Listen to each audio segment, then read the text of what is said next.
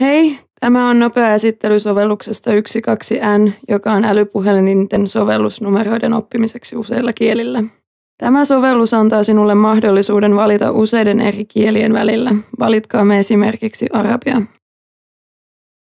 Sillä kielellä voimme valita minkä tahansa numeron, joka sisältää 1–9 merkkiä. Se on kirjoitettuna näytöllä. Voit säätää tekstin kokoa rivi riviltä ja kuulet sen lausuttuna. 85. Jos haluat nauhoittaa äänesi, paina näppäintä. Jos haluat lopettaa tallennuksen, paina näppäintä uudelleen. Hamsa watamanun.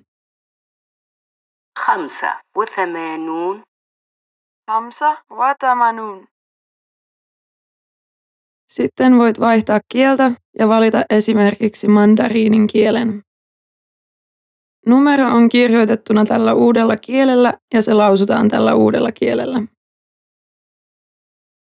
85.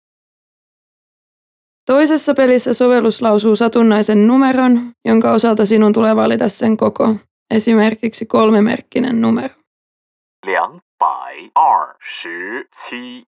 Tämän jälkeen sinulla on 3 yritystä koettaa selvittää tämä 3-merkkinen numero, joka lausuttiin.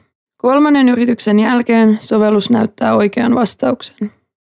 Lopulta valuutan muuntaja tekee sinulle mahdolliseksi valita alkuperäisen valuutan klikkaamalla sitä vastaavaa lippua, Argentiinan pesoa esimerkiksi.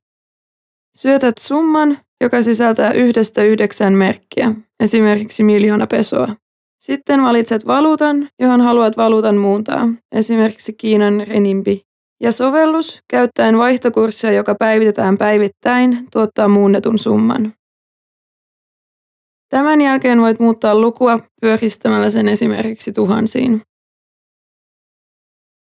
Ja sitten valitset kielen, jossa haluat tuloksen lausuttavan, esimerkiksi kantonin kiinaksi.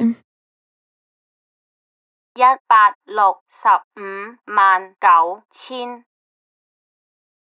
Se oli siinä.